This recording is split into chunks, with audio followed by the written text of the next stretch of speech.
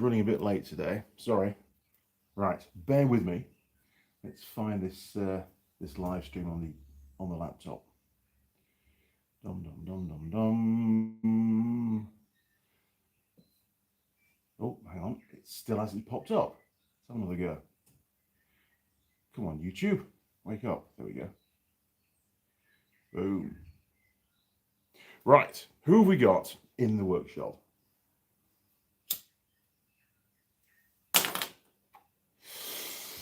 We have Top Chat, Roger Heaps. Good morning, Andy and crew. And the same exact from Simon. Good morning, Andy and crew.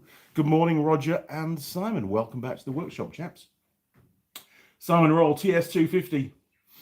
No, it's not. It's a farm bike. Hang on. It's a TF for Freddie 125. Never worked on one before. Told they have abysmal wiring harnesses. But other than that, not a bad little bike. Jim K, hello crew. Good morning, Jim. And again, apologies, Jim. I think I have missed a couple of your calls. My work phone this weekend was well and truly left in the truck. Deliberately. It's been one of those kind of weeks. Peter Swatman. Hi, Andy and crew. Good morning, Peter. Welcome to the workshop. Sheldon. Boys. Morning, Sheldon. Sheldon's also having a hell of a week. I know he has, because he keeps ringing me up, which is fine. Sheldon, don't get me wrong. It's fine. No problems at all. But he's been a busy lad. Very, very busy lad. Mike Bozansky. Top of the morning, Andy and crew. Good morning, Mike. How's the foot? Hope it's going well. And I'm sure you're back on the bike again in no time. Jim K. Oh, here we go. What do you think about using the in-tank fuel pump to empty the old fuel from a scooter tank? Ooh. I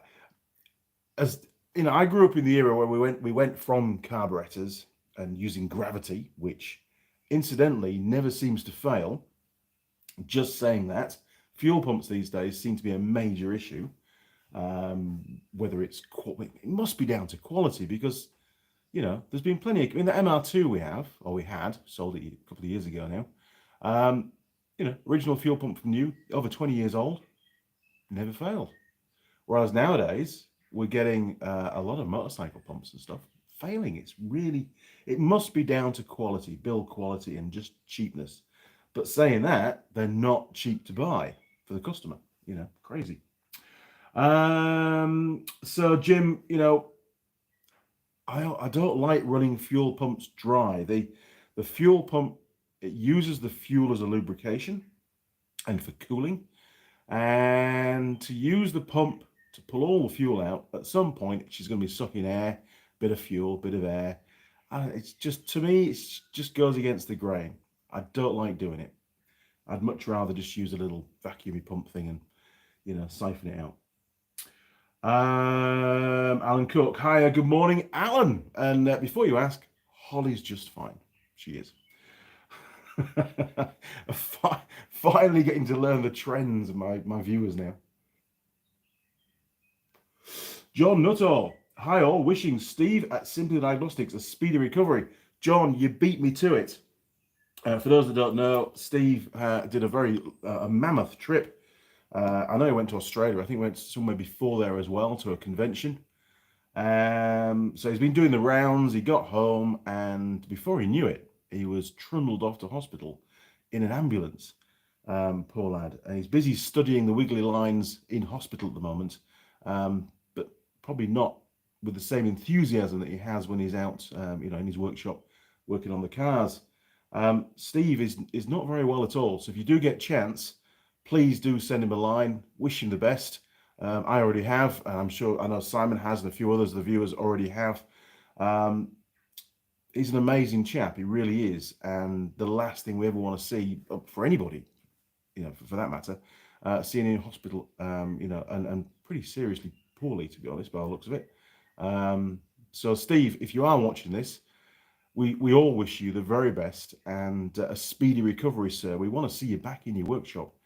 And you also put a post out recently about taking on somebody to film and to basically work alongside you and learn the ropes.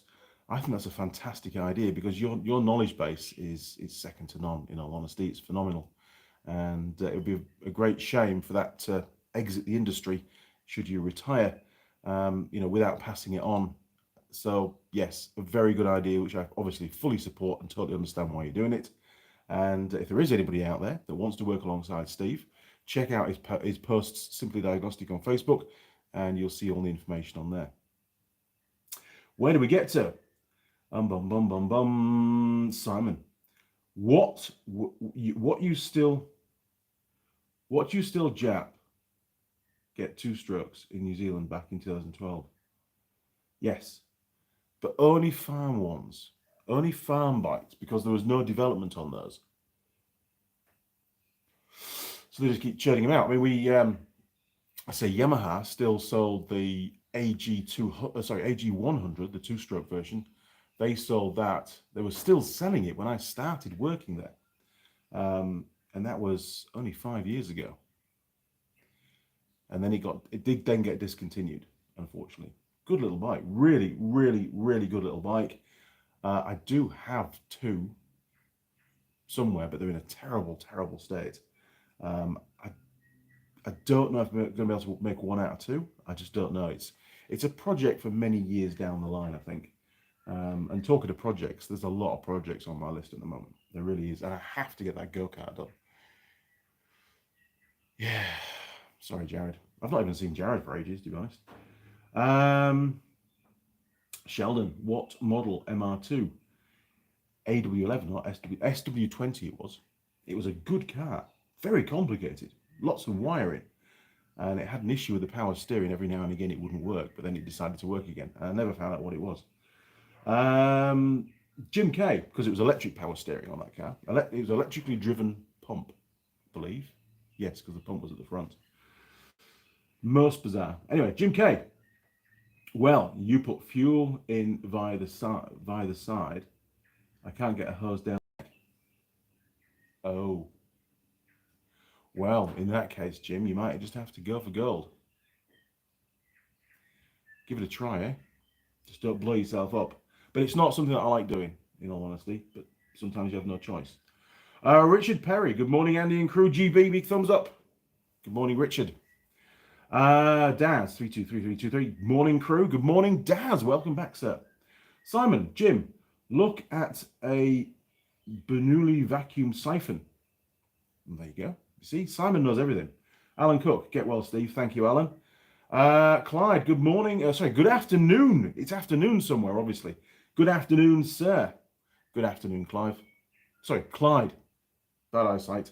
Clyde, good afternoon. I'm half asleep at the moment. So I was away on the road all week. It was only a short week, obviously, with Easter. Tuesday, Wednesday, Thursday, Friday. First visit was cancelled, but I only found out en route, and it was en route to my next visit anyway. So I didn't do 1 kilometre less, in all honesty, and that was due to well, I can't say what it was due to. It was due to something beginning with a C, but yeah, you get the idea. But the rest of the week went really well. Very, very productive visits, and got home about 6:30 on Friday night, and then Saturday morning unloaded the 2 ROVs that I've got to fix. Made a management decision. One of them has, I'll put this out to you guys, actually. You can give me some ideas, see what you think. It's got a misfire, very, very light throttle. We did some testing down on the beach. Plenty of power, drives fine, until you get the throttle just on that sweet spot and you get burr, burr, burr, burr, burr, burr, burr, burr, burr, burr, that kind of stuff. So I'm going to go through the basics first, but I won't be doing that for a couple of weeks. It's not urgent for them to get it back. And that particular club, it's a surf life-saving club. They have a number of these ROVs, and they're also doing some building work at the moment. So they were very grateful to have one of the ROVs off-site so they could use part of the shed for the builders. So they don't want it back, basically, for a while. So it's just going to stay in the garden for a little bit until I get a chance to have a look at it one day. The other one is in for a service, and I'm about halfway through the service. Mrs. Mechanic yesterday was doing some shot blasting. Yes, shot blasting. So we decided, shot blasting, we decided to save the neighbours' eardrums for a day. And now that we've got the sandblaster, we've realised after all this time, only to put a small amount of sand in the sandblaster. I think it's just about 14 pounds, or about 7 kgs roughly. And it's been working fine. It's been working really good. So I thought I'd try it again on just using the two, what are they? The two air compressors that we have, the large one that's in the workshop here on the bench, and the one next door in the little shed. Just plumb those two up, move the pipework so the exit of the larger air compressor is straight from the tank, not through the regulator, as is the petrol air compressor. And we gave it a go. And yes, it's a little bit slower. Mrs. Mechanic found herself waiting for air to build up. So the capacity is way down, which we know it is anyway, based on the compressor specs. But it did the job. She got all of the last of the sandblasting done bar 2 pieces, because it was like 6 o'clock and it was a bit late for the neighbours, so we stopped. It's still a bit noisy, but it's nowhere near as noisy as using the petrol one. So, complete change of tact here, given the noise from the petrol air compressor is it's disturbingly noisy. It really is, it's bad. So, change of tact, discussed it with Mrs. Mechanic yesterday. We're actually going to sell the petrol air compressor. We are. And the plan of attack is to buy another one of the single phase 3 horsepower, which we've got here on the bench. And then we're going to put both of them under the carport in a cupboardy kind of enclosure thing that I'll make up at the far end, just over there. And I reckon with those two and the little one and I think the little one might end up out there as well, because we want to get rid of the little silver shed. We'll plumb them all up. We'll get an electrician to put a stagger start on them all. And hopefully, fingers crossed, I reckon that's going to work just fine with the sandblasting cabinet. And it also means that I can get back a huge chunk of brass money on the petrol air compressor. Bit of a mistake. Maybe I shouldn't have bought it. I don't know. I was trying to solve a problem at the time. But I think that's the best way forward, given the noise problems of the petrol one, which I had no idea was going to be that bad. But that's work in progress. It's going to, we'll finish this job. We'll get some photos taken of the petrol one. It's practically brand new. It's probably done about 20 hours work. Yes, I'll take a hit on what I paid for it. I did get a bit of a discount, but there's no point in having gear that I don't need and don't need to house as well, because it's a bit of a big thing, and it's worth a fair chunk of money. So even if I lose even $1,000 on the machine, it's still worth, as I'm sure an accountant would say, if you can get rid of it, get rid of it. So we'll be getting rid of it. We all make mistakes, and you live and learn. But there's no point in just having it sat around doing nothing, because it'll just devalue very quickly. Whereas at the moment, it's only about 2 months old, so it's a good time to sell it. Where do we get to? Clyde again. Yes, it's 3:30 here in Iowa, in the US. 3:30 in the afternoon. Cheers, Clyde. Sheldon, when are you back down in the South Island? Oh, as soon as possible. I like it down there. I like it a lot. No, I've still got quite a few visits to do up in the North Island. I've got to get all those done, finished. There'll then be a little bit of a breathing space, a few weeks where I'm just doing admin work from home. I won't be on the road. That'll give me a chance, to get stuff done on the evenings that I need to get done, and just try and relax a little bit, because when you're on the road, they're long days. And then it'll be South Island. So I will be coming back down again. But as regards an approximate, it's going to take me till mid-June is when I finish the North Island. So it'll probably be early July, maybe mid-July before I get back to the South Island. We'll have to wait and see. I'll have to look at my schedule, because I've got to do 3 visits to all dealers this year. So, that will dictate a little bit how much of a gap before I start over again. But I'll let you know, Sheldon. I sure will. Simon, scope. See what type of misfire it is. Absolutely. The scope was the first thing I was going to go to, but I will scan it as well. I'll scan first, and then I'll pick a few things to scope, and we'll see what's going on. I have a sneaky suspicion it's something really basic. They're actually a ridiculously reliable machine, and it has nothing to do with. They do have a system on them where if you leave the handbrake on, or if you haven't plugged your seatbelt in, when you get to about approximately 14 kilometers an hour, you get a misfire. It's actually a rev limiter. That's what it is. And the customers think it's a misfire, but it's a deliberate reduction. It basically cuts fuel. I think it's about 1 in every 4 injection pulses. It cuts, does the ECU, deliberately to say, hey, put your bloody seatbelt on. You know, you're not going anywhere. Which is fine, and it also protects the handbrake as well, because people do, believe it or not, it's incredible how many people leave the handbrakes on ROVs and just set off and just drive, you know, because some ROVs don't have handbrakes. They have just a park pawl, like an automatic gearbox. So once you put it into gear, it's already out of park, obviously. So maybe that's the difference. Maybe they had one previously that didn't have a handbrake, and now the one that they do does. I don't know, but the number I've cooked handbrakes and burnt out handbrake brake pads is just ridiculous. Although saying that, we don't really get that problem with the surf clubs because they're pretty well trained. Roger Heaps, what's the pie? There's no pie. I could have had the same as last week, but that'd be boring. So that's still in the freezer. But no, there's no pie. Didn't get a chance to go and get a pie. Didn't pick one up.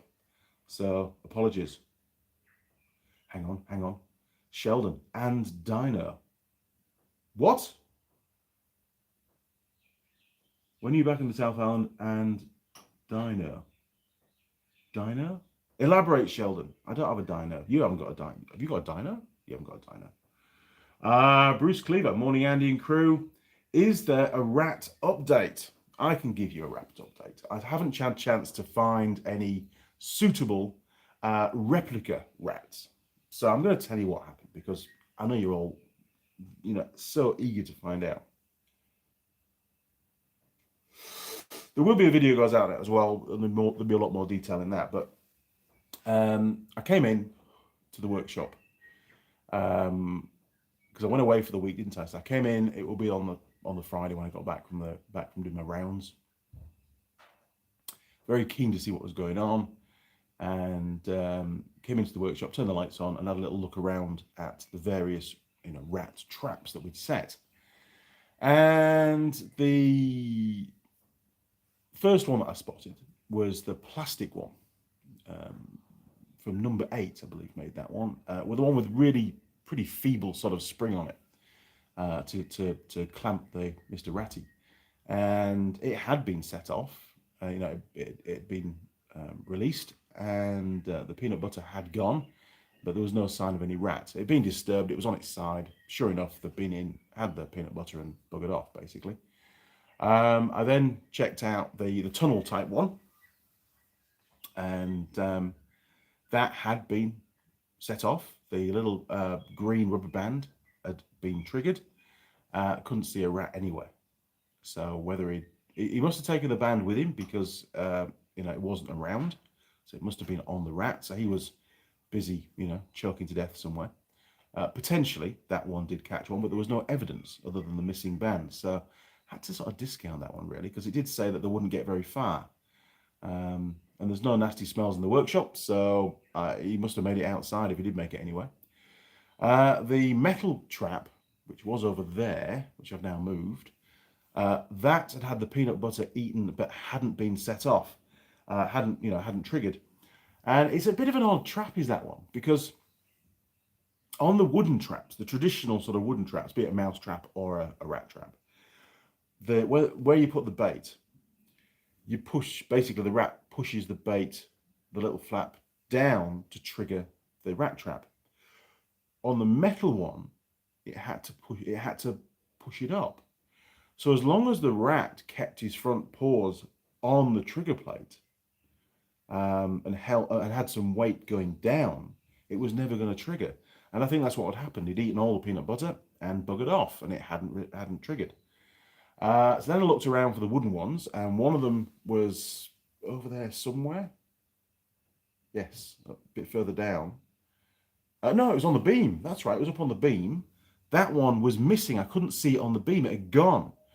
And I was searching around between all the bikes because this workshop's full of motorcycles and quad bikes when I'm not working in it. And sure enough, down on the ground behind the rear wheel of one of the ATVs was the wooden rat trap. And sticking out was a big, long, shiny tail. So I flicked it over with a stick, and sure enough, Mr. Ratty was in the first wooden trap. Perfect, we've caught a rat. I was very happy, very, very pleased, in fact, quite excited. So then I glanced the torch across at where we had the other wooden trap, the last one, which was on top of Ben's 10-ton pipe bending, hydraulic pipe bender. And it had gone. And I'm like, oh, I wonder if we've got a second ratty. It was a bit of a palaver. I had to clamber over the bench, and it was full of stuff, so I had to move a few things. And the trap had fallen down the back of where the steel is on the bench. And sure enough, it had been set off. The peanut butter was half still there, and another shiny tail, a big long one. So I sort of reached right over, and I could see Mr. Ratty just curled up underneath. Now, I pulled, on the Saturday morning, I pulled both the traps out, had a bit of a tidy up, and put them on the bench to do a bit of a further inspection to see what was really going on. Because I wanted to know which trap, if I could tell which one had been set off first. And it turned out the one at the end of the workshop by the pipe bender, I think that was the first one to be set off. Because when rats brush against stuff, they leave a black residue. It's horrible stuff. It's all over those drawers. A black residue and lots of footprints.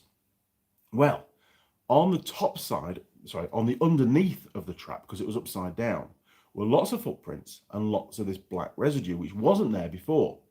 And I think, let's call him John. I think John had got trapped first, and his mate Ralph, the second rat, had gone to try and rescue him. Because there were loads of footprints, and they were in positions that John, given his trapped position, could not have done. And that black residue takes a few passes to be left behind. And it was pretty black, and I'll show it on the video. So I think Ralph has been frantically trying to release his mate John, finally given up, hasn't eaten him, which sometimes happens, left him, buggered off, gone around the workshop, maybe eaten some of the peanut butter on the steel trap, and then gone up on the beam and thought, oh, more peanut butter. Excellent. Yum, yum, yum. Snap. And Ralph got it in the neck.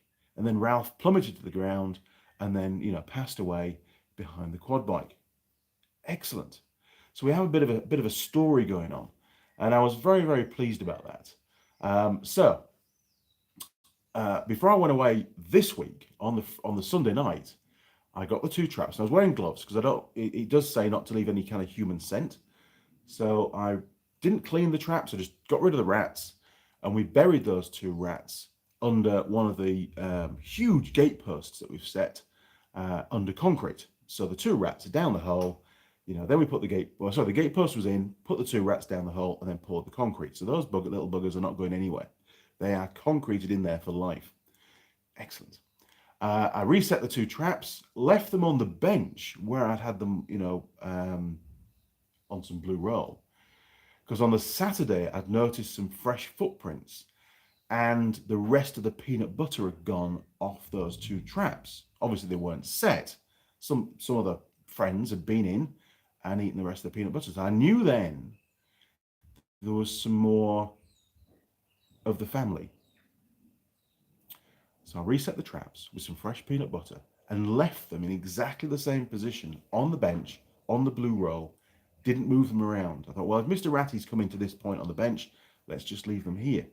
Sure enough, when I came home, or came into the workshop yesterday morning, both traps had been triggered. And in one of them was a slightly smaller rat, a teenager, I would say. I think that was the child of the two parents now. Obviously, I've called one Ralph and one John, but you've got to imagine that maybe Ralph's female. I don't know. So anyway, that one has now passed away on the bench.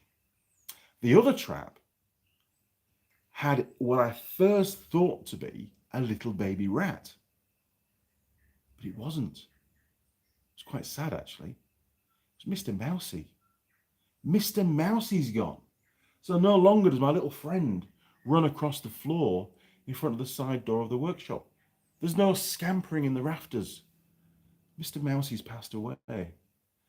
And, you know, collateral damage, fair enough, but it wasn't my intention to get Mr. Mousy. So now I'm sat in my workshop all alone. All weekend so far, I've not heard any little scamperings. I've not heard any rustlings or noise anywhere.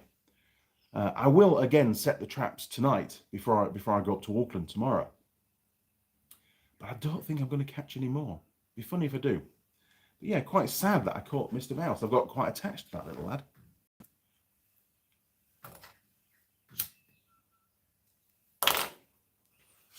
So there you go. Quite a graphic update on the rat situation. Oh, hang on. Bear with me. I've got to scroll back. You guys have been busy on the comments while I've been ranting. So Bruce, hopefully that's filled you in. It should have done. Harry Darg. Oh, I have an addiction. I start shaking without it. Found out today when I ran out of Pepsi. Wow, addicted to Pepsi. That's not good. I think that's the least of your worries, though, Harry. I wouldn't worry about that. If you want Pepsi, you drink Pepsi, mate. Not a problem. Mike Bazansky, bacon buddy. Mrs. Mechanic has promised me, and she's still in bed at the moment, but she has promised me a bacon butty. So maybe, just maybe. Sheldon, Scope and Dino. Yes, you have a dino. What the hell? Could do, but I don't need to dyno it, because the miss, you can just put it into neutral and you can just bring up the throttle very, very slowly, and you get to a certain position, a little sweet spot, and you get the bear, and it's very easy to push through. It could just be injector spray pattern. It could be tracking in the plug. You know, it could be something. I think it's something pretty basic, to be honest. But I will. One of the things that I will check first off, I want to check the crank angle sensor and the waveform coming out of that, the signal, just out of interest, because I know what they should look like. Easy thing to check. But yeah, a bit of a visual inspection, but I don't think it's going to be a hard one to find, he says. We'll wait and see. Simon, see some of the farmers, for some of them, rubber bands that are used in lambing. Yes, I did read that, Simon. If we get short, I will reset that tunnel trap. Well, you know, but in all honesty, you know, feedback so far, just the standard wooden cheap traps, and they were cheap. There was like $8 for two, not one, two in a pack.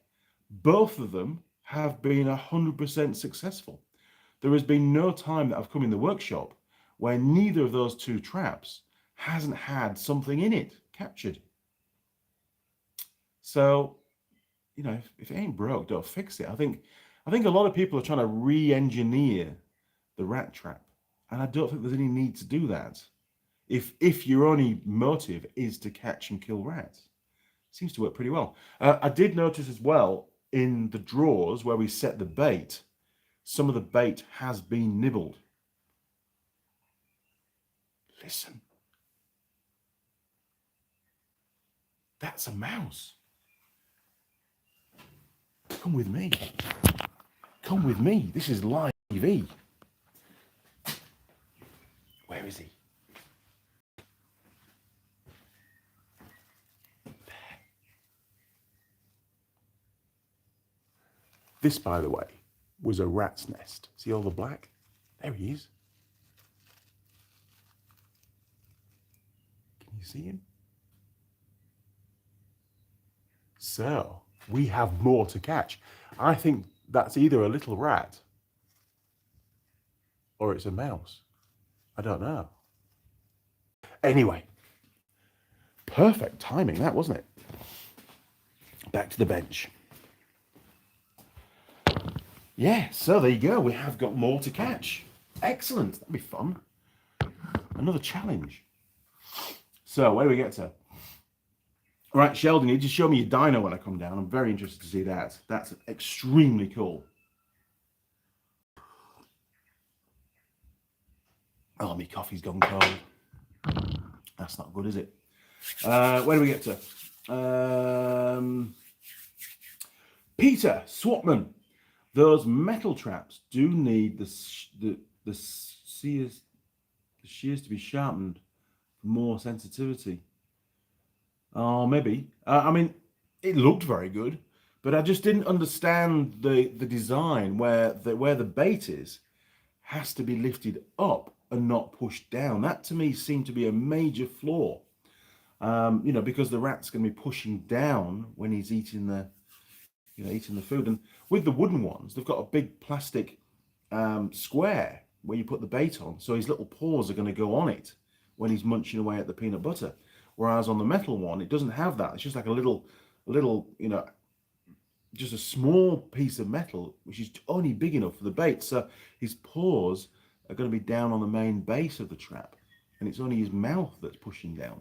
So maybe that one would work better if it was a piece of meat or something where it's stuck on the tine and he has to tug it upwards when he's trying to eat it. That would set it off. But peanut butter, I don't think it would work. It didn't work. Clearly, it didn't work very well on that trap at all. So I think maybe a different kind of bait on the steel trap. We could try that. A bit of bacon, maybe. Bacon's always good. I'm sure rats like bacon. Everybody likes bacon. So thanks, Peter. I'll take a look before I set it again. Connor K. Hey, Andy crew. Sorry for being late. Connor, it's all right, mate. It's a drop-in. You can come in, call in whenever you like. No good excuse for my tardiness. Like has been clicked. Time for rat termination and pie consumption. Pie consumption would be great. Connor, as you know, I do like the odd pie. However, for whatever reason, well, I'll tell you why. Because when I drive up from Wanganui, which was my last call, to drive home, I don't pass through really any kind of towns at all. It's country lanes all the way home, and it's about a 3.5 hour drive to get home. So it's a bit of a mission, but it's middle of nowhere stuff.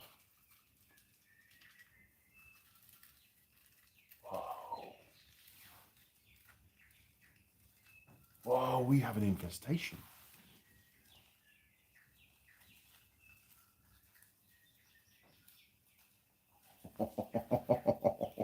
Oh my word. Right, those traps are getting set tonight, tell you. Right. I'm pretty pleased that he left it till Sunday morning to reveal that there was another rat or a mouse alive. If it's a mouse, it's quite a big mouse. I think it could be another rat. I'm keeping my eyes open now. Right. Where do we get to? Harry Darg, held for review. Oh, I can read that out. The black residue, Harry says, is dirt and oils from their skin. Rats and mouses are very nasty creatures. Rats are horrible. I hate rats. When we lived in England, we lived on an old farm, and every now and again the rat population did boom, and me and Ben had to go out with our air rifles and sort them out, and we used bait and all sorts to get rid of them. And we were quite successful in getting rid of the vast majority of them. Then they seemed to go away for a while, then they'd come back. Mice, I don't have a terrible issue with, a big issue to be honest. One or two around the workshop, it's a bit of company, it's all right. In the house, no chance. Mrs. Mechanic doesn't like mice in the house, so as long as they don't get in the way and make a mess. And mice seem to be a lot tidier, a lot cleaner than rats. Harry again. Put out what they call mint leaves. They can't stand the smell of them. Mint leaves? Really? Okay. I mean, I'd rather kill them, to be honest. I'd rather kill the rats. That's the mission. And you know, a good rat's a dead rat, in my opinion. Or one that isn't in my workshop, at least. John, what's the bait in the drawers like? Has it gone? Should we go have a look? I haven't cleaned the drawers, by the way. I didn't want to disturb things until I'll clean everything up until I've got rid of all this vermin. Here we go. Turn you around. Right. Okay. Luckily, the cabinet's out of the way. Right. We might get one jump out on us. We've had a few show themselves to camera. So there you go. There's one piece of bait which has been nibbled. It's covered in, I don't know, like little pips and stuff as well. So, but it has definitely been eaten. I think that's the only one we put in that drawer. Now, I haven't even opened these drawers. I've not had to be in. So here we go. I don't know what's going on. Oh, that one's intact. That hasn't been touched. Okay. If you had smell-o-vision, lads, you'd be stepping away from your TV right now. It's pretty rough. That one hasn't been touched either. This was the worst drawer of all of them. You can see all the black residue in there. Oh, stinks. There was one down there. What's that one looking like? Oh, that hasn't been. Has that been touched? Maybe a little tiny bit. How about this one? There's one down here. I think we've got 3 in this one. No, that one, has it been nibbled? No, I don't think it's been nibbled. And there was one more down here. Can you see that one around there? Look, if I move the camera around. Has that been nibbled? I don't think so. All these bits are pips from the, oh, sorry, YouTube. They're all pips from the grapes that we can bring into the workshop. Yeah, we put one in there, didn't we? Has that been nibbled? Yes, that one's been nibbled a little bit. I think Mr. Mousey's got that one. That looks like a mouse teeth on there, little tiny nibbles. So he's going to have some pretty serious tummy ache, is that guy? Okay. You can see the drawers are in a terrible state. They're very grubby and ratified. So I've got all that to sort out. Not looking forward to it at all, in all honesty. So there you go. What a strange live stream. We're talking about rats all the time.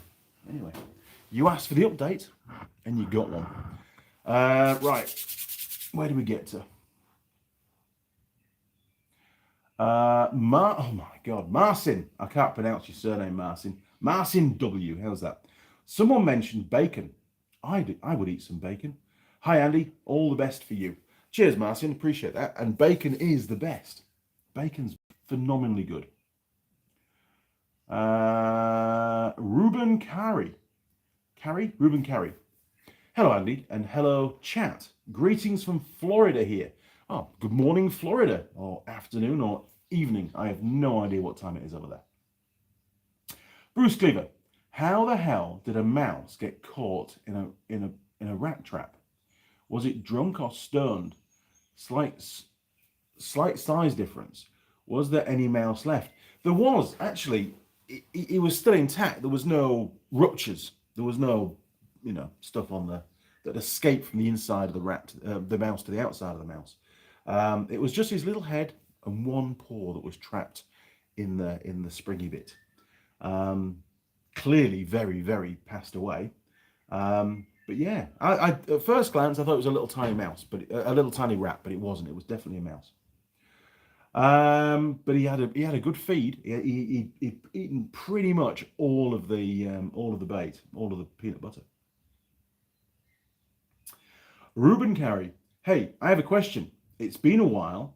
I have been tuning into the channel. Oh, it's been a while since I've been tuning into the channel. But tell me, what happened to Andy's Tool Girls? What do you mean? What happened to them? At the moment, we have Tool Girl Holly, and Holly was here filming around Christmas time, and we had quite a few videos go out during January and February. I think even one went out before then, and she'll be back in the workshop at some point in the future. At the moment, I'm just too busy with work, getting all this fabrication work done. I've got ROVs to service and stuff, so I'm not on with another project, so I don't need an assistant down here to help me. Mrs. Mechanic steps in and does a lot of the work for me anyway on on the sandblasting and things. So, you know. Do you mean the previous Tool Girls, the ones that were on, you know, older videos? Well, Tool Girls come and go. And there's been quite a few, you know, that have helped me out over the years. And some have moved on. They've used the channel, which is absolutely fine. They've used it as a stepping stone into more of a career into either modeling or, you know, or doing short TV commercials and stuff. They're all out there.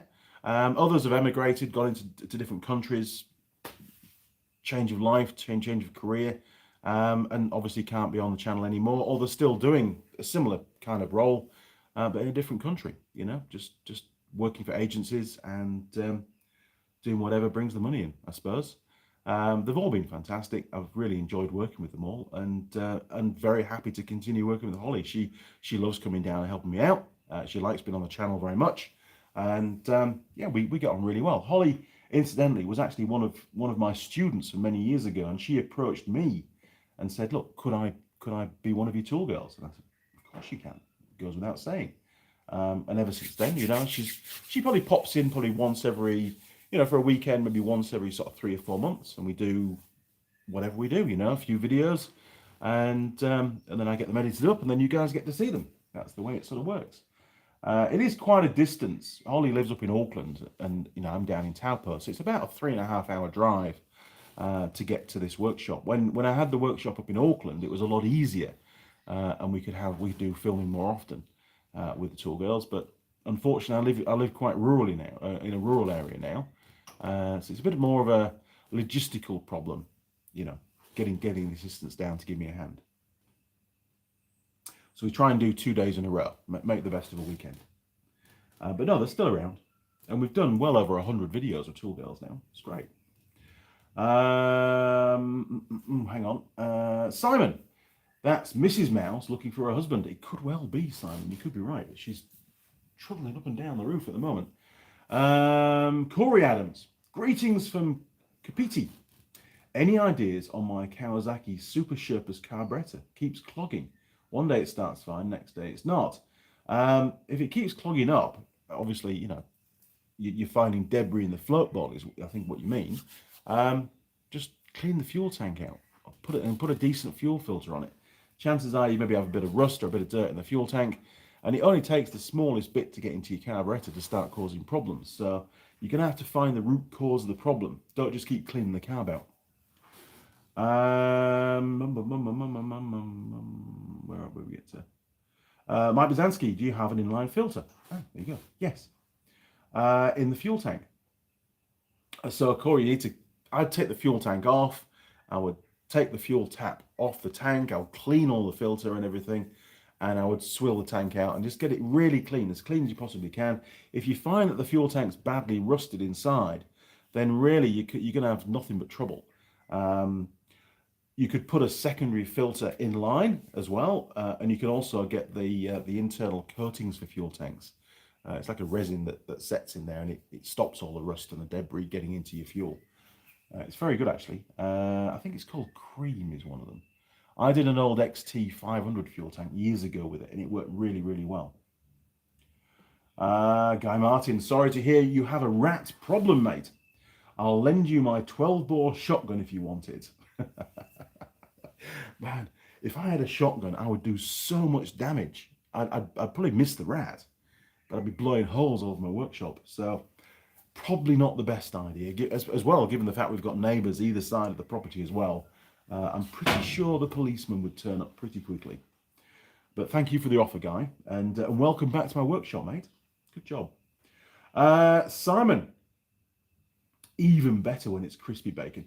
I like crispy bacon, but not like so crispy and brittle that it just disintegrates and it's like, you know, really dry. I like to have a bit of flexibility in the bacon, but not too crispy. I hate soggy bacon, and I don't like the really thick bacon either. Yeah, almost like gammon, isn't it? It's not good. Roger Heaps, we now have 15 piglets. Much bacon coming up. 15? What the hell? That's fantastic. Good job, Roger. Ruben Carey, great to hear. No problem, matey. Roger Heaps, send a picture on Messenger. Or sent a picture on Messenger. Right, let's have a look. Hasn't come through yet, Roger. I'll put it on noise. And as soon as it fires up, we'll have a look. JJ, morning. Andy and crew, good morning. JJ, welcome back, matey. Simon, can just see Andy as Elmer Fudd with a shotgun. Elmer Fudd? What the hell's Elmer Fudd? Now you've got me thinking. Elmer Fudd. Images. Elmer Fudd. Elmer Fudd cartoon. Oh, cartoon character. Oh, very good. Thank you for that. Yeah, you know, you can sort of see the resemblance there, can't you? Classic. Cheers, Simon. Dave123. POR 15 is a good tank sealer. I've also heard Caswell and Red Coat are good. They're all brands that I've not used, actually. It was a different brand here in New Zealand that I used. Simon Roll, smash the like button. Why not smash the like button? We've got 27 viewers and only 18 likes. Come on, people, you can do better than that. I know you can. So, what's on the agenda for today? Well, oh, actually, hang on. I think we got Roger's picture came through. Hang on, bear with me. Oh, look at that. Look at that. We're doing lots of animal things these days, aren't we? It's very strange. All those piglets. You see bacon, bacon, bacon, and more bacon. Nice. I like little piggies. Little piggies are cool. I think Mrs. Mechanic might have a little piggy one day in the garden. If we're allowed them, I'll have to check with the council first. I have to wait and see. But yes. I'll be down, Roger, for that bacon sandwich next time I'm in Invercargill. I'll swing by and we'll have a bacon butty in your workshop. Man, that coffee is so... Come on, Mrs. Mechanic, I need another coffee and a bacon butty. I wonder if she's awake yet. George Body 90. Hello, everybody. Good morning, George. John Nuttall. Andy the nurse says, stop mentioning Holly. It's putting Steve's... It's putting his beat. I was going to read it as something else it was putting up there. You know, maybe she had to keep, you know, tucking the sheets back in. I'm pretty sure Holly is going to message Steve directly, John. Because, you know, Steve, I'm sure, would very much like that. So I'll make sure that Holly is fully aware of Steve's condition, and she can flick him a message through, I think, because it's only fair, you know. Got to look after your mates. So, plan of attack for today. Well, that's what we're going to do, wasn't it? Plan of attack for today. Mrs. Mechanic has got 2 more pieces of steel work to sandblast, and then they're all ready for spraying. We're going to spray them tomorrow. That's the plan of attack. And then they can be drying all week. They'll be nice and bone dry, and then we can get all the kits put together, and then they can go up to Auckland next time I go up. And then that job is then finished. It's been dragging on for a very long time as that one. It wasn't urgent. I still had 2 completed kits left. But this last batch of 15 needs to be done, needs to be out of the workshop, and then it can go into stock and be released as and when required. I can then get on with the footwell support plates for the 700cc bike. Prototype is over there. Still haven't had time to draw it up. That's a work job, so it's not going to happen on a weekend. It'll happen during the week, and then I can get test laser cut done, test fit that, and then go ahead with the main batch. And there's quite a long lead time on getting the laser cutting done, so that's not going to happen for a while. And it looks like I'm going to have to do another batch of 451s. So there's still a lot of work to do there. But for today, once those 2 plates are shot blasted, Mrs. Mechanic has got 4 calipers to clean up. She's got a CVT drive, primary sheave to clean out, rollers to inspect, sheaves to measure and check for any kind of wear. Pretty confident they'll be fine because these machines don't do a lot of Ks. They're not like farm machines. and then we can get the calipers. I can rebuild the calipers. I can paint them, because we always paint around where the pistons are to stop corrosion, and that really, really works. I've got some zinc-based paint, works brilliantly. In actual fact, since I've been painting them, we've not had any corrosion on calipers causing the dust seals to pop out, which was a big problem years ago because there's only a small ridge of aluminium that holds the dust seal in. When that corrodes away, the dust seal pops out, and then you lose piston retraction. We've not had that issue at all. One thing we've started to do recently is to sandblast the silencer, the muffler on the exhaust system, and then give that a good few coats of heat-resistant paint. However, one of the ROVs came back shortly after being serviced. This is the one with the misfire. The misfire wasn't there during servicing, so I don't know what's been going on. But I did notice that the silencer that we'd already just painted had already started to rust a little bit. So I'm going to have to look at maybe an alternative type of heat paint for it, because it's not good enough. It needs to be better than what it is. It needs really to last more than a few weeks. Problem is, they're on a beach.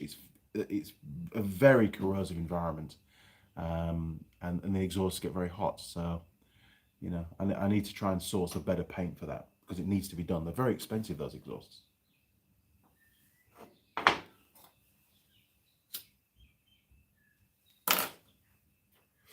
So hopefully, if all goes to plan, we'll get the ROV finished today. I've still got valve clearances to do. I've done the engine oil and filter. I've done the front diff and the rear final drive. They've all been done. Stripped all the calipers down. They're all ready. Stripped the CVT drive down. That's all done. What else have I done on it? That's pretty about it so far. So we've got our work cut out today.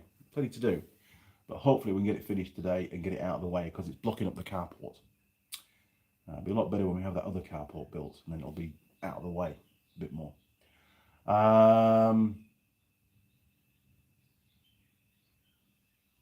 Roger Heaps, the shop where you did the live stream is now my bar. That's a very large bar. You have a lot of friends in there, Roger. I do like that. Maybe you should start making moonshine. If you're on a farm, you could make moonshine and you could serve it at your bar. There's an idea for you. Connor K. On a ship where a rat hid/ate in dry stores, no traps on board. It was, what, really? Wow. It was caught with a peanut butter coated soda can that had a piece of thread through it, set across the top of a 5G bucket, a 5-gallon bucket. A water trap. Very clever. Good job, matey. Bruce Cleaver. Saddleback pigs should be lovely bacon. Get some goose eggs to go with the bacon when ready. Oh, Bruce, you're making my mouth water right now, I'll tell you. Roger, way ahead of you.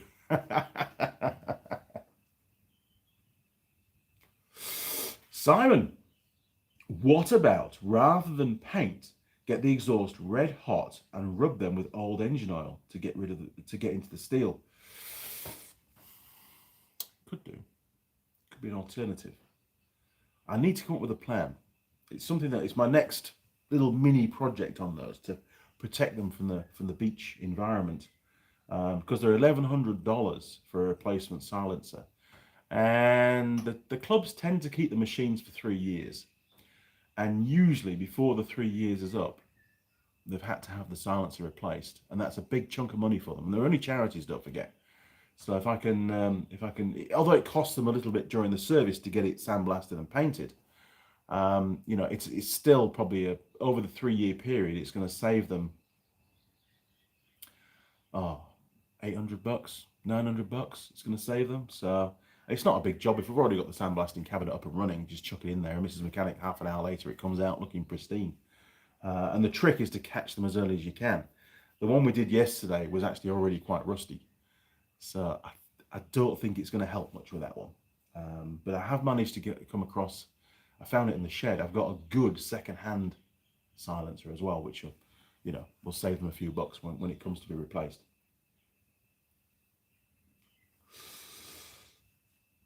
I'll think about that, Simon. Good idea. John Nuttall, I need some Honda Bond 4. Your workstruck firm do a, we do a YXXA Bond 4. Have you used it? Yours is a lot cheaper to buy a tube.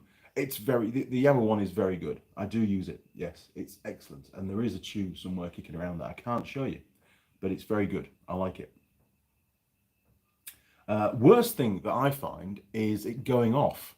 Once you've opened the tube, trying to get it to seal, and not for the further bit in the little, the little funnely bit where the dispenser part, always seems to go hard no matter what I try to do. Even putting the lid on, it's maybe I don't use it often enough. That's what it is. But yeah, you've got to get a drill bit in there and pull it all out, and then you're good to go again. But it's a bit of a ball ache. So yes, I would fully recommend that. Strongly recommend it. Very, very good. And it's not over expensive. You're right.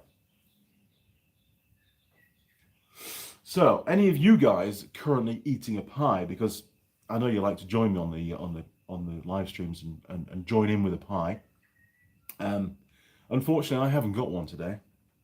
Didn't get a chance to buy one. I did look around Wanganui. There used to be a really cool pie shop in Wanganui that me and Ben called in on one of our bike trips once, and we had a pie there. It was like a little butcher's that did pies, and they were bloody good pie. It was a really nice pie, and I drove all the way down the main street where I thought it was, and it's not there anymore. So no more pies from that place, unfortunately. Very sad. Simon, no, just drinking cider. I had a cider last night. Mrs. Mechanic, in the fridge, we've got ciders, and we've got some Speight's beer. Mrs. Mechanic prefers the ciders, obviously, because there's only about 3 bottles left now. And there's still about, I don't know, 15 bottles of Speight's left. So, looks like I'm on the Speight's. Mike Bazansky, wife is out grilling meat for my supper. Ooh, nice. Mrs. Mechanic did egg fried rice last night. It's very good, actually. I'm sure she's going to get even better, but it was her first attempt at egg fried rice and it went really well. It was good. So tomorrow's job, I think in the morning we're going to spray all those pieces, and then in the afternoon we're going to try and get some more work done on the fence. We didn't get a chance last weekend, so this weekend it's Anzac Day on Monday, by the way, so we've got tomorrow is off. It's a holiday. So it'd be really good to get an afternoon, at least one more fence panel done, and we're slowly working our way down towards where the gate is. We put one of the big gate posts in. It looks phenomenal. A lot of concrete went in. It's a big ass gate post. It's 300 by 300 mil section, so foot by foot timber, square timber. It's 2.4 meters long was the timber, and it went into the ground 1 meter. It's a long way into the ground. It's not going anywhere. And it actually the concrete butts up to the pavement that runs in front of the house. So it's got plenty of stability as well. It's not, if I hit it with a trailer, I don't think it's going to move anywhere. It's just going to take a chunk of timber off it, which would be very sad. We've actually widened the gateway by probably about another meter. So it'll make getting the big trailer in and out a lot easier because it's very tight going through there at the moment. And we're going to, rather than have one big gate across the whole width, we're going to have 2 split gates. And those gates we can open out onto the street. We've actually got a big chunk of grass in front of the house, so it can open out over the pavement, or they can come all the way, they can fold 180 into the property. So a bit more flexibility as well there. But it'll keep the riffraff out and it'll keep Marmite in, which is good. And the plan of attack eventually is to do another gateway at the other side of the property, so I can actually drive in with a trailer and drive out, like a drive-through scenario. We don't have much of a front garden, and we're going to have even less of a front garden. Mrs. Mechanic wants the lawn that's there, it's not really lawn, it's just dust and weeds, basically. We're going to dig it all out with Trevor, and we're going to put some of that black matting stuff down to stop the weeds, and then we're going to gravel the crap out of it. That's the plan. So Trevor will be very useful for doing that. Roger. Turns out after a week on a boat in the Sounds, I don't get seasick. Wow, you're in the Sounds for a whole week. Very cool. I've never been to Milford Sounds. It's supposed to be a very nice place, but I'm also told it's full of sandflies. And me and sandflies, well, we don't get on together at all. I hate sandflies. That's probably one of the reasons why I've stayed away from there, to be honest. Jim Haynes at the sprint car races again in Hagerstown Speedway, Maryland. But I did hit the like button. Thank you, Jim. Really appreciate that. And good luck with your racing. I'm sure you'll do very well. Simon, Anzac Day. John Kirkpatrick, who saved a lot of lives in Gallipoli, came from my hometown. Wow. Small world. John Dwyer, sweet and sour sauce on a large chicken head fried in mine. In mine? In wine. Do you mean wine? Oh, is mine. Sorry, is mine.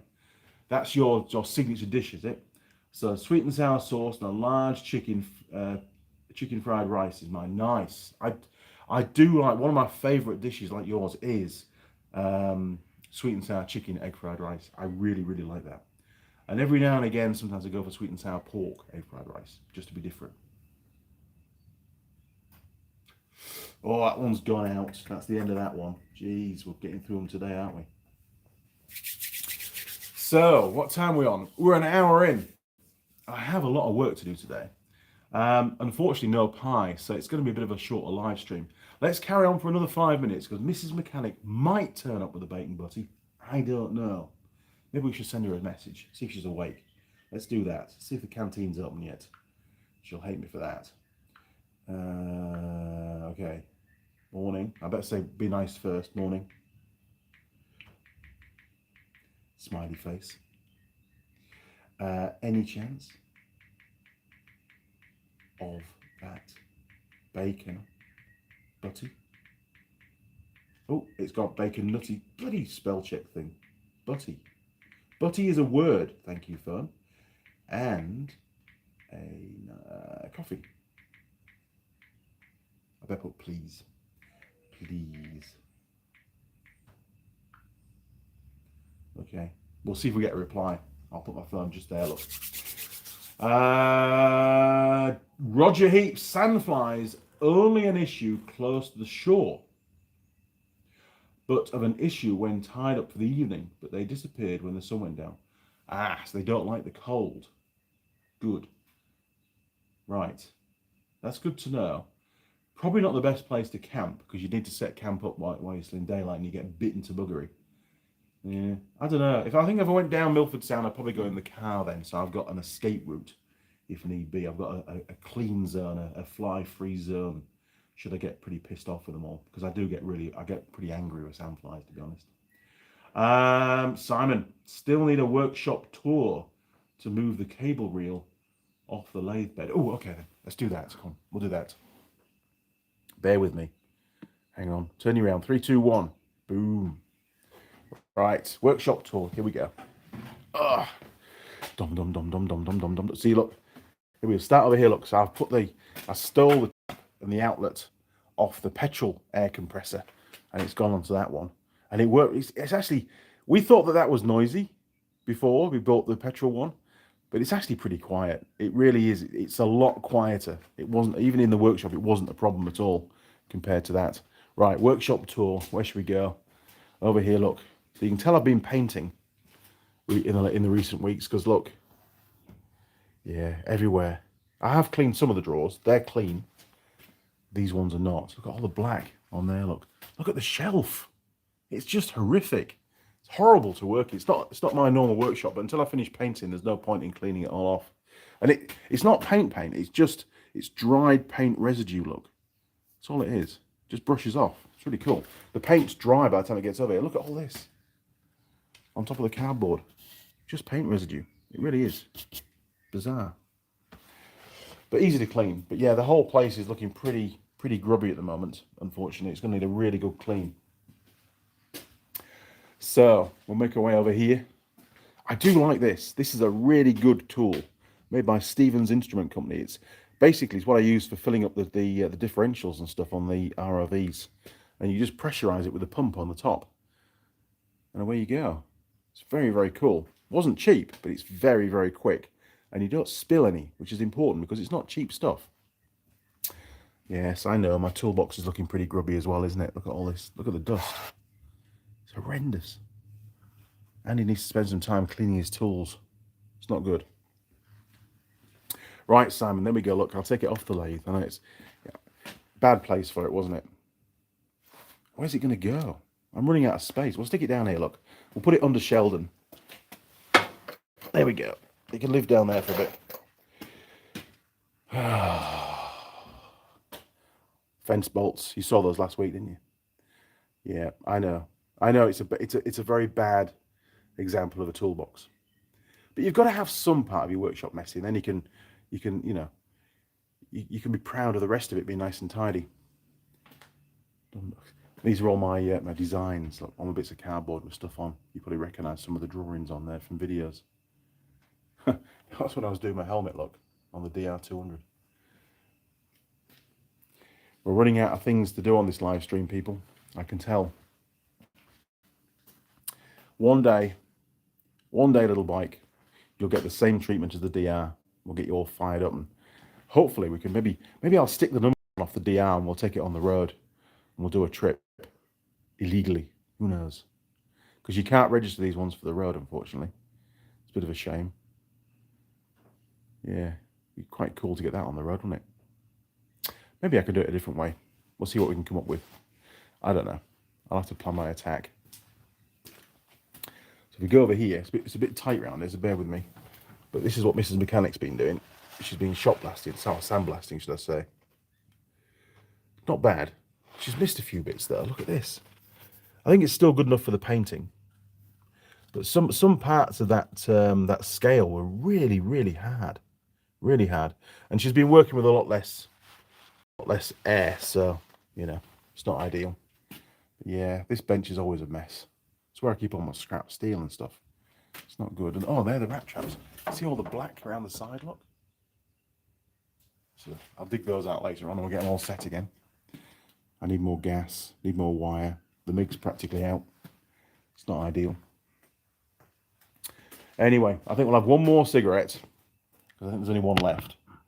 And then we'll call it a day. There we go, look.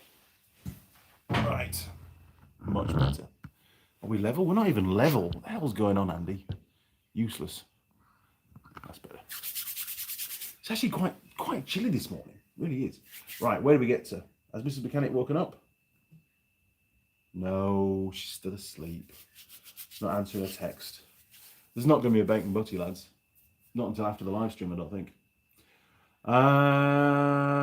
Right, John Dwyer. Ooh, pork balls in sweet and sour sauce. Yummy, my favourite. John Nuttall, doctors say no pie. That's a move in the right direction. Now cut out the cigs and coffee. But what's to live for? You know, you've got to... Oh, there's two left. You've got to have a few vices in your life, haven't you? You know? And coffee. I mean, is coffee really that bad? Is it really? Oh, it is when it's cold.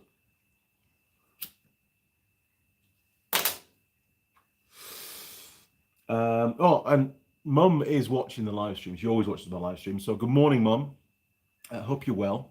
And that letter that I sent you I sent it to the solicitor. It should be with you soon, hopefully. Let me know as soon as you get it, won't you? Simon Rawle. In fact, Roger, I need to send you a text because you might be able to help me. Actually, I've got a cunning plan coming up, and you might, you know, you've got a pretty big network down there, so you might be able to help me. Simon, love the exhaust on the TF125. Looks very 70s. It is, isn't it? It's pretty cool actually. Very Wallace and Gromit style. It's not a bad little bike in all honesty. I'm looking forward to getting it all done up. I wish I did make one mistake when I bought it. I only paid $200 for that bike, and it was a part exchange at one of the dealers that I go to see, and they had 5 or 6 of them, and they were all priced up pretty cheap, and they were just clearing them out. I should have bought two at the time rather than just one. Ridiculously priced, really, for what they are. And of course, replacement parts are really expensive, so it would have been much better idea to have bought two. I've asked the guy to keep his eye open for any more, and to put my name on a good one. And then that way I can make one out of two, and probably save a ton of money on new parts. But who knows? Another bike needs more storage, and in all honesty, at the moment the workshop is absolutely full of bikes. Roger Heaps, VIN cost update. Oh, CO2 cost only applies to vehicles with less than 40 years old that have never been registered in New Zealand. Okay, that makes a lot more sense. They're just trying to stop those vehicles getting put on the road here in New Zealand, and that's why they're charging a fortune for it. That makes a lot more sense. Thanks, Roger. Simon Roll, $200. I'll take the rest. I'm sure you would. They're dirt cheap for what they were. And it was a few. Well, it was last year at some point. We dragged them back, or we dragged it back with a lot of other stuff. But yeah, hindsight's a wonderful thing. I should have bought two of them. I really should. But you do what you do, don't you? And where would I store it? I mean, it really is. The workshop is absolutely packed. It takes me about half an hour to put everything back in the workshop on a night time. A little bit less to unpack it, but even so, it's dead time.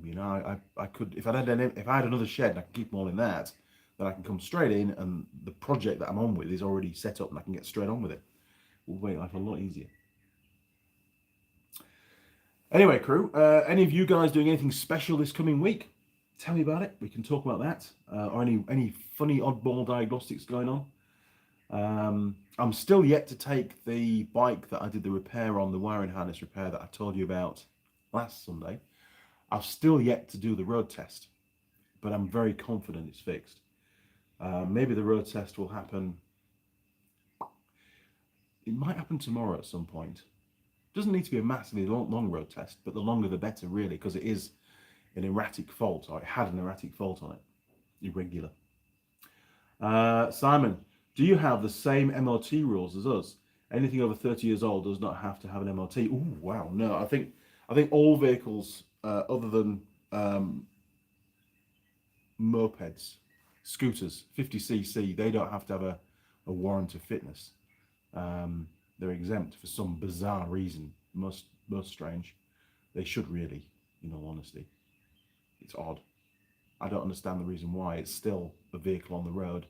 Should have a WOF, but it doesn't, which is strange.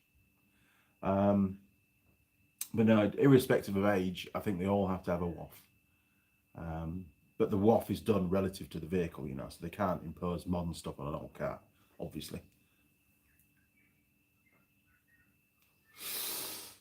So, I think we're about there, gentlemen. I really do. We're an hour and 13 minutes in. I think we've covered everything. There's nothing else coming through. So, until next Sunday, I will have a pie next Sunday. I can promise you that, because I'm bloody hungry now. I do miss the pie. When I don't have a pie, I really miss it. Really, really miss it. So, I will crack on. I've got an RRV to finish servicing. There's a lot of work to do there. Then we've got some spraying to do, and then we're going to get on with the fence, and that'll be tomorrow. So, until then, take care of yourselves. Thank you very much for joining from around the world. Really do appreciate your support. And I'll see you next Sunday, 8:30 a.m. On Sunday. And we're in the future, don't forget. So it'll be your Saturday, probably. My Sunday. Okay, crew. Well, until then, take care. Cheers. Over and out.